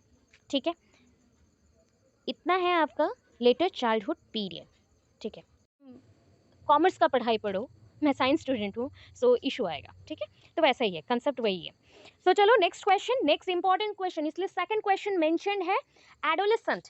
सो अगेन इसका स्टार्ट कैसे करोगे ना, starting with the intro point, intro लिखना है, मीनिंग लिखना है, डेफिनेशन लिखना है, किसका, ग्रोथ एंड डेवलपमेंट का, ग्रोथ एंड डेवलपमेंट का। After that intro and meaning देना है एडोलेसेंट पीरियड का, इसलिए इतना वास्ट किया गया। आप बोलोगे मैम इतना बड़ा इंट्रो दे क्या, इसको 2 पार्ट में डिवाइड कर लो, 2-3 पॉइंट लिख दो इंट्रो में और 2-3 पॉइंट लिख लो मीनिंग में, वो भी चल जाएगा, या फिर दोनों हेडिंग एट ए टाइम दे दो, meaning and intro and meaning. ठीक है, ऐसा भी हो जाएगा। चलो पढ़ लेते हैं। It is a group of children from between the ages 13 to 19। देखो अकॉर्डिंग टू WHO ये पीरियड अलग है, according to your seated book ये पीरियड अलग है, आपके बुक के अकॉर्डिंग भी पीरियड अलग है। एज पीरियड का जो रेंज है ना ये अलग अलग चल रहा है। समझो कंसेप्ट को कि ये रेंज मैंने बोला इसलिए प्लस माइनस पे चलेगा, 1-2 ईयर्स का प्लस माइनस चलता है। ठीक है, सो फर्स्ट स्टार्टिंग में क्या आया ना, एज पीरियड है 13 to 19, 13 to 19, ओके 13 to 19 है। सो 13 to 19 क्या है, ये सीटेट के बुक्स, सेंट्रल जो आपका सेंट्रल टीचर एलिजिबिलिटी टेस्ट है वहाँ से जो बुक्स आते हैं उसमें मेंशन है, एंड वो अप्रोप्रिएट है, कुरुक्षेत्र यूनिवर्सिटी भी उसको अप्रूव करता है। सो आप इसको लिख सकते हो, 13 to 19 लिख सकते हो। WHO, that is a World Health Organization, identifies the adolescence as the period in human। थोड़ा सा इसको मत देना ये पॉइंट, बिकॉज मैंने जब एडिट किया सारा कुछ चेंज करके तो पॉइंट थोड़ा सा इधर उधर हो गया है। सो देखना, period in human growth and development that occurs after childhood and before adulthood. तो सोचो कैसा है पता है, इसको ना ब्रीज पीरियड बोलते हैं। ब्रीज, ब्रीज कहाँ पे बनते हैं, पूल, पूल के ऊपर, जो हम हिंदी में पूल बोलते हैं जिसको, ठीक है, स्विमिंग पूल नहीं बोल रही, पूल बोल रही हूँ। ठीक है, जो आपके बांस के या फिर सीमेंट के जो भी पूल बोला जाता है वो आप जो ब्रिज बोलते हो, जैसे कि 2 साइड्स को जो कनेक्ट करते हैं उसको हम ब्रिज बोलते हैं, यहाँ पे 2 पार्ट्स को जो कनेक्ट करे उसको हम ब्रिज बोलेंगे। तो पहला है हमारा चाइल्डहुड, चाइल्डहुड, ठीक है, यहाँ पे मैंने हुड लिख दिया, एंड इससे मैं एडल्टहुड तक का सफर ले रही हूँ। ठीक है, एडल्टहुड। तो ये 2 चीज़ों के अंदर जो पीरियड है ना, जो ब्रीज बन रहा है एरो मार्क का, तो वो कौन है, एडोलेसेंस। वो कौन है, एडोलेसेंस। तो एडोलेसेंस मिडिल में रह गया, childhood and adulthood side side में। सो 2 डिफरेंट एज पीरियड को जो कनेक्ट कर रहा है, जो हेल्प कर रहा है और जो मूव करके ले जा रहा है, मतलब देखो चाइल्डहुड, लेटर चाइल्डहुड से जस्ट हम एडोलेसेंस में पहुंच गए, एडोलेसेंस जैसे ही खत्म हुआ तो हम पैर दे चुके हैं एडल्टहुड में। So now we are adulthood, now we are in adulthood, हम सारे हैं एडल्टहुड पीरियड में। ठीक है, तो WHO आइडेंटिफाई करता है एडोलेसेंस को, कौन सा पीरियड, कौन सा पीरियड बोल दिया, एडोलेसेंस को। क्या है ये ना, जो बच्चे हैं आफ्टर चाइल्डहुड के बाद एंड जो है एडल्टहुड से पहले, उस ग्रुप को हमने दे दिया 10 से 19। देखो 10 to 19 हो गया, 10 से पकड़ रहा है, मैंने तो टीनेजर्स बोला था, ये 10 से पकड़ रहा है WHO। ठीक है, WHO 10 से पकड़ रहा है, 10 to 19 इतना जो पीरियड है इसको हमने एडोलेसेंस बोला। Next, the term adolescence has its origin in the Latin verb adolescere. जैसे होता है कॉग्नोसियर, जैसे बना था आपका that is another one is the, हाँ, इमोवियर। तो ये सारे टर्म्स जो है ना तो लैटिन वाले हैं। ठीक है, लैटिन वाले टर्म्स हैं। देखो आपके बुक्स में जितने भी टर्म्स आते हैं ना वो 2 जगह से ही आ रहा है, ओरिजिनेशन 2 है, एक होता है ग्रीक, एक होता है लैटिन। तो लैटिन में जितना भी, इतना सिंपल सा चीज़ माइंड में रखना, जहाँ पे भी लास्ट में ऐसा दिखे ERE ऐसा कुछ दिखे तो सोच लेना वो लैटिन वाले वर्ड्स हैं, वो लैटिन वाले वर्ड्स हैं। ठीक है, सो एडोलेसेंस जो टर्म्स हैं, अभी बोलो हिंदी बच्चे क्या करोगे, सेम लिखोगे, इंग्लिश वही लिखोगे, फिर उसको ट्रांसलेट मत कर देना, ट्रांसलेट करने से प्रॉब्लम हो जाएगा। ठीक है, the term adolescence has it's origin in the Latin verb adolescere which means to go into the adulthood। ऐसा जर्नी है जो कि एडल्टहुड में आपको लेके जाएगा। ठीक है, आपको जो लेके जा रहा है एडल्टहुड में उसको बोलते हैं एडोलेसेंस। ठीक है, adolescence, thus it is a transition or bridge between the childhood and adulthood. तो इसको डायग्रामेटिक दे सकते हो, एक लाइन वाला जो डायग्राम है, एरो मार्क वाला अभी बनाया था, इधर चाइल्डहुड लिखा, इधर आपका एडल्टहुड लिखा, चाइल्डहुड एडल्टहुड, बीच में रह गया एडोलेसेंस। तो ऐसा छोटा मोटा डायग्राम आप बना सकते हो, ठीक है। Adolescence is a period of rapid physical, cognitive, social, moral, sexual, emotional changes. सारे चेंजेस यहाँ पे होंगे, मैं बार बार बोल चुकी हूँ। बच्चे का बॉडी में चेंजेस आया, प्राइमरी सेक्सुअल कैरेक्टर से वो सेकेंडरी सेक्सुअल कैरेक्टर्स डेवलप कर रहा है, तो ये फिजिकल चेंजेस हो गया। हार्मोनल चेंजेस हो गया, तो बायोलॉजिकल चेंजेस आ गए बॉडी के विद इन। और क्या चेंजेस आ रहा है, बॉडी के स्ट्रक्चर्स में चेंजेस आ गया, वो भी फिजिकल हो गया। इमोशनल डेवलपमेंट हो रहा है, आइडेंटिटी क्राइसिस, बहुत डिप्रेशन में, एंजाइटी में रह रहा है, तो इमोशनल डेवलपमेंट हो रहा है। कॉग्निटिव है, दिमाग से वो बहुत कुछ सोचता है, बहुत ज़्यादा वो ऐसे ही इधर के उधर के बातें सोचता है, तो कॉग्निटिव भी आ गया। मोरल, वो सही कर रहा है कि गलत बार बार सोचता है, तो मोरल है। इमोशनल बोल दिया, मोरल बोल दिया, सोशल है, मतलब सोसाइटी में रहेगा बिकॉज वो बड़ा हो चुका है। It is an adjustment period, इसको एडजस्टमेंट पीरियड भी बोलते हैं, बिकॉज ना बच्चे के बॉडी में सोच लो कैसे रिएक्शन है, पता है। मैं थोड़ा बहुत रिएक्शंस आपको बोल रही हूँ। अभी अगर इलेक्ट्रिक शॉक लगे तो छोटा सा तो झटका लगेगा ना, तो वैसे सोच लो 2-3 साल के लिए उसके बॉडी में कुछ चेंजेस आ रहे हैं, एंड वो चेंजेस चाहता नहीं है, बिकॉज वो ऑलरेडी एडजस्ट हो चुका था अपने चाइल्डहुड पीरियड में, तो वो चेंजेस चाहता नहीं है, एंड अनवांटेड चेंजेस उसके बॉडी में हो रहे हैं, तो उसको ऑलवेज शॉक लग रहा है कि क्या कुछ हो रहा है, उसके बॉडी में चेंजेस आ रहे हैं, चेंजेस आ रहे हैं, चेंजेस आ रहे हैं, एंड रैपिडली ऐसे चेंजेस आ रहे हैं सॉरी, ऐसे चेंजेस आए जिसके वजह से उसका स्ट्रक्चर ही चेंज हो गया, वॉइस चेंज हो गया, उसके वे ऑफ थिंकिंग, उसका इमोशनल कंट्रोल, सब कुछ चेंज हो गया, ठीक है। ड्रामेटिक बन जाते हैं कुछ बच्चे, तो ड्रामेटिक हो जाते हैं बहुत ज़्यादा, एंड ये इस टाइम पे बच्चों को किसके साथ रहना पड़ता है, एडजस्ट करना पड़ता है, अपने पेरेंट्स के साथ, अपने भाई बहन, सिबलिंग्स बोले गए, टीचर्स, पीयर्स, सबके साथ। It is the stage identified with the dramatic changes. मैंने अभी बोला बॉडी में बहुत सारे चेंजेस होंगे, मतलब अप डाउन हो ही रहे। ड्रामेटिक मतलब मूड स्विंग्स वाले को बोला गया, मूड स्विंग्स मतलब अभी ना गुस्से में हो, अभी फिर हंस रहे हो, मजाक कर रहे हो, अभी रोना स्टार्ट कर दिया, तो ये जो चेंजेस आ रहे हैं ना, सडन, फ्रिक्वेंट, इसको ड्रामेटिक बोला गया, ठीक है। And along with the psychology, psychology में भी चेंजेस आ रहा है, करियर को लेके भी चेंजेस आ रहा है, माइंड में बहुत कुछ चल रहा है अभी।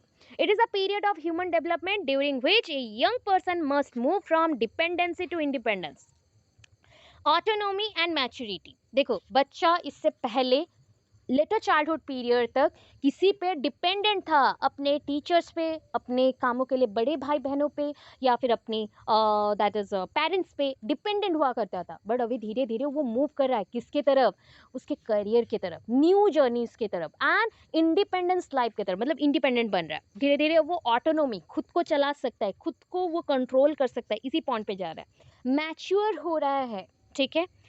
The young person moves from being part of a family group to being part of a peer group. अभी क्या हो गया पता है, ये लाइन बहुत अच्छा लाइन है, एंड ईच लाइन से क्वेश्चंस आते हैं। मैं बोल रही हूँ क्वेश्चंस आपके इतना एक एक मार्क का क्वेश्चंस तो आपके यूनिवर्सिटी एग्जाम्स में नहीं आएंगे, टेट एग्जाम्स के अकॉर्डिंग बोल रही हूँ। तो ये क्वेश्चन ऐसे आते हैं कि बच्चा कब अपने फैमिली से सेपरेट हो जाता है, एंड अपने दोस्तों से ज़्यादा अटैच्ड हो जाता है, तो that period is called adolescent period, ठीक है। इस पीरियड को हमने बोल दिया, मतलब किशोर अवस्था, किशोर अवस्था बोला गया है, किशोर किशोरी बोल दिया जाता है ना टीनेजर्स को, किशोरावस्था। तो किशोरावस्था में बच्चे क्या करते हैं ना, अपने पेरेंट्स से थोड़ा दूर दूर रहने को ट्राई करते हैं। कैसे बात करेंगे, अपने बॉडी में इतने चेंजेस हो रहे हैं, हार्मोनल चेंजेस हो रहे हैं, उस बारे में मदर को कैसे बताए, फादर को कैसे बताए, तो वो अपने फ्रेंड्स के साथ, सिबलिंग्स के साथ ही जुड़े रहते हैं, कनेक्टेड हो जाते हैं, ठीक है। एंड अकेले ही वो बड़े होने रहते हैं। इसके बाद देखो, it means that the physical and biological changes are universal. इसे तो समझ गए ना, मैचुरेशन आना ही है।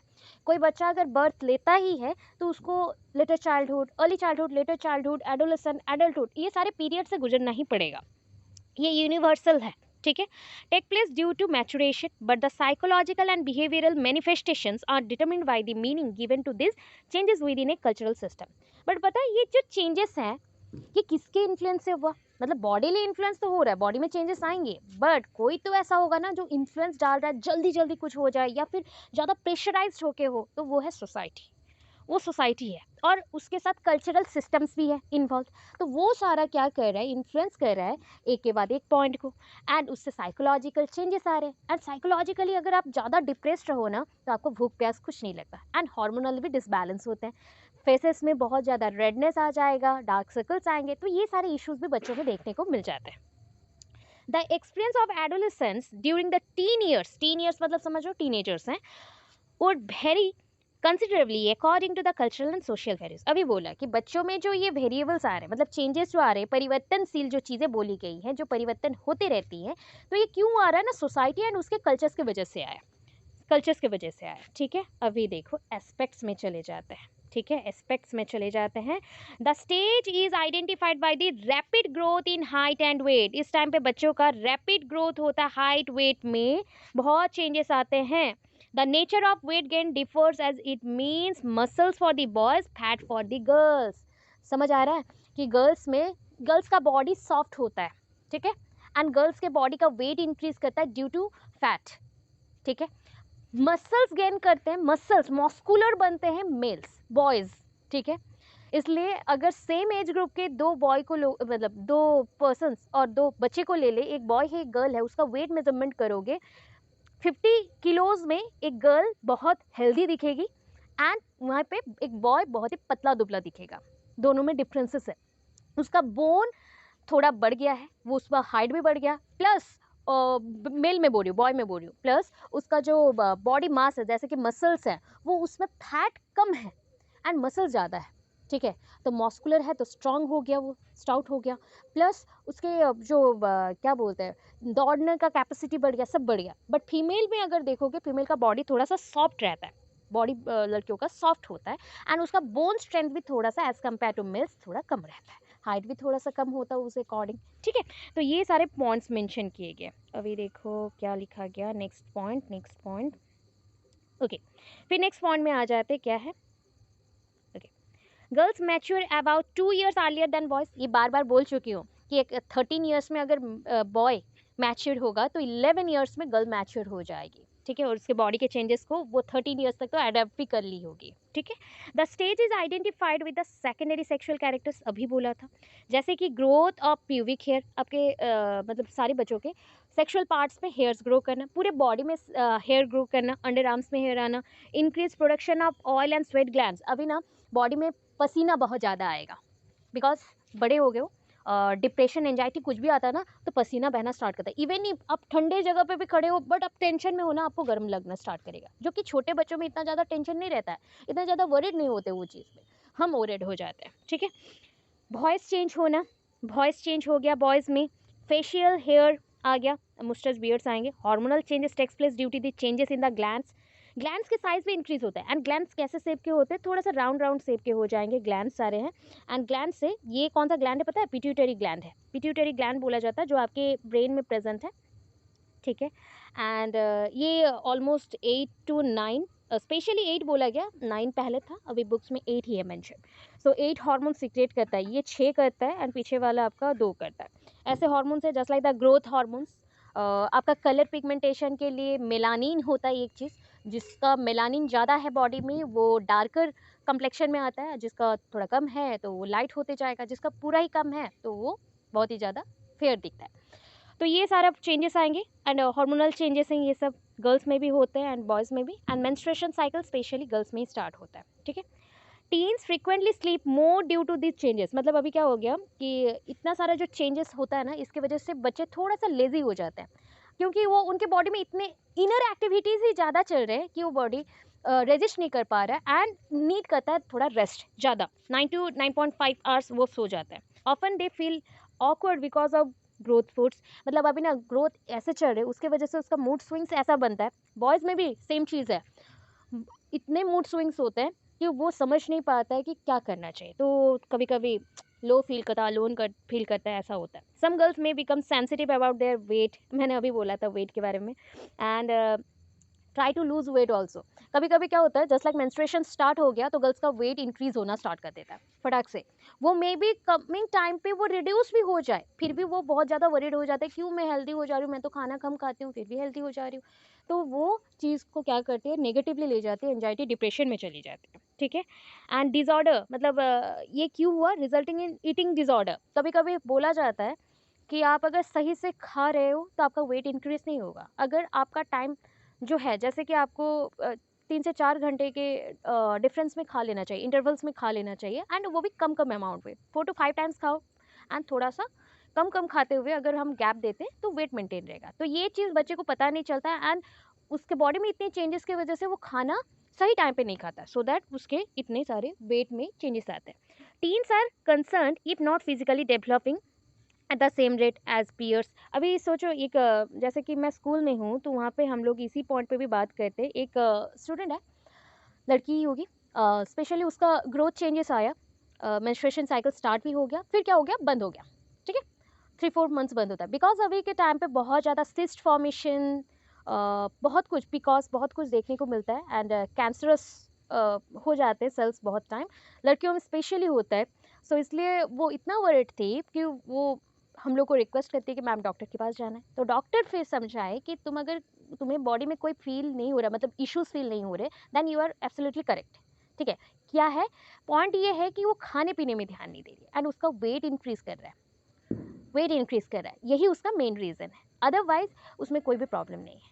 ठीक है, कोई इशू नहीं है, वो जो सोच रही थी उतना मेजर इशू नहीं था, बट वो एब्सोल्युटली करेक्ट इस पॉइंट पे है कि उसके बॉडी में कुछ तो प्रॉब्लम है जो कि खाने पीने की वजह से हुआ है, ये चीज़ बोला गया। ठीक है, अभी देखो next, cognitive development in adolescent. हो गया आपका फिजिकल डेवलपमेंट, कॉग्निटिव डेवलपमेंट क्या होगा, in adolescent changes in the brain interact with the experience knowledge and social demands. इस टाइम पे बच्चे को जो चेंजेस हो रहे हैं ना, उसके साथ वो क्या कर रहा है ना, वो एक्सपीरियंस भी ले रहा है प्लस वो नॉलेज ले रहा है, सोशल डिमांड्स के अकॉर्डिंग, सोसाइटी के अकॉर्डिंग वो खुद को एडजस्ट कर रहा है।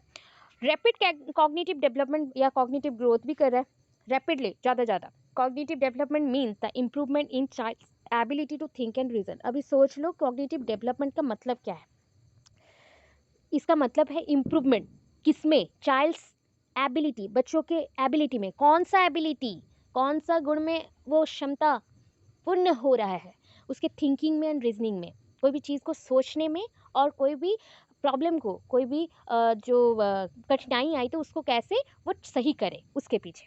ठीक है, नेक्स्ट देखो, brain is not completely developed until late adolescent. जब तक लेट एडोलेसेंट नहीं आ जाता तब तक ब्रेन का कंप्लीट डेवलपमेंट नहीं होता है।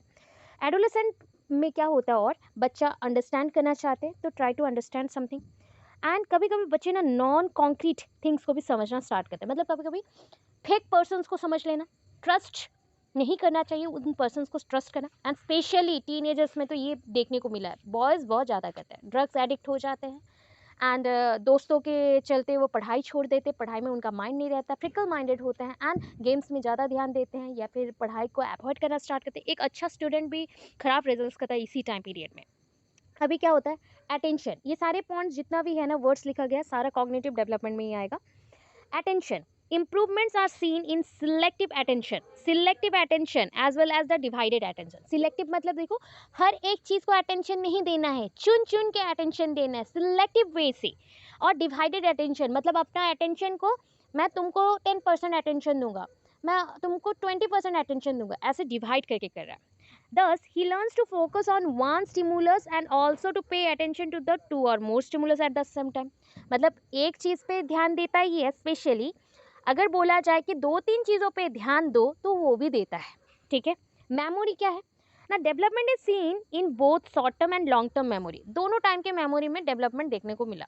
क्या है शॉर्ट टर्म मेमोरी, क्या है जो कि अप्रॉक्स होता है 30 सेकंड से लेके 1 मिनट तक स्टे करता है जो मेमोरी, उसको हम शॉर्ट टर्म मेमोरी बोलते हैं। लॉन्ग टर्म मेमोरी क्या है, जो 1 मिनट टू 5 मिनट्स 10 मिनट्स रह जाए उसके बाद उसको बार बार याद करके आप लाइफ टाइम तक भी रख लेते हो तो वो लॉन्ग टर्म मेमोरी है, तो उस पर भी वो उसका डेवलपमेंट हो रहा है। इंफॉर्मेशन प्रोसेसिंग स्पीड, बच्चा अभी बहुत ज़्यादा फास्टर थिंक कर रहा है as compare to the children, मतलब चाइल्डहुड में जैसा थिंक कर रहा था उससे अभी फास्टर थिंक करना स्टार्ट कर दिया, प्रोसेसिंग स्पीड इंक्रीज कर रहा है। एंड ये प्रोसेसिंग स्पीड कितने से कितने में होता है ना, 6 टू लेके जितना आगे जा रहे हो एडोलेसेंट पीरियड में जितना है 19 तक में, ये जो प्रोसेसिंग स्पीड है, जो सोचने का कैपेसिटी, वो बहुत ज़्यादा फास्टर हो जाता है। ऑर्गेनाइजेशन ऑफ थॉट को अरेंज करना, सारे थॉट्स एक नहीं होते, जैसे कि पॉजिटिव थॉट्स नेगेटिव थॉट्स है वो अरेंज करके रखता है कि कौन से को यूज़ करना है कौन से को नहीं, किस में मेंटल डेवलपमेंट चाहिए किस में नहीं चाहिए। मेटाकॉग्निशन, मेटाकॉग्निशन क्या है, adolescent can think about thinking itself. Metacognition ये बोलता है कि मैटेरियल लाइफ एंड प्लस उसके साथ सोचना इन्वॉल्व कर दो, अपने बारे में सोचो अपने को क्या चाहिए, मटेरियल्स कौन से चाहिए एंड क्या इंपॉर्टेंट है मेरे लिए, कौन सा चीज़ को मैं सोचूं तो ये मुझे यूज़फुल थिंग देगा या प्रोडक्ट देगा, किससे मेरा दिमाग आगे चलेगा, प्लानिंग बनाऊंगा मैं, तो ये जो फ्यूचर के लिए प्लानिंग, जो सोचना, इन्वेस्ट करना अपने एक्सप्रेशंस को, अपने माइंड को, सेल्फ कंसियस होना, सेल्फ रेगुलेट करना, ये सब होता है मेटाकॉग्निशन का पॉइंट। यहाँ पे इंसान बेटर अंडरस्टैंडिंग करते हैं, बेटर अंडरस्टैंडिंग और अच्छे से अंडरस्टैंडिंग करना स्टार्ट करते हैं। एंड इसमें क्या होता है ना, एक चीज़ में बच्चे का मेंटल एक्टिविटी इतना भी स्ट्रांग नहीं है कि वो टोटल कंट्रोल कभी कभी कर ले।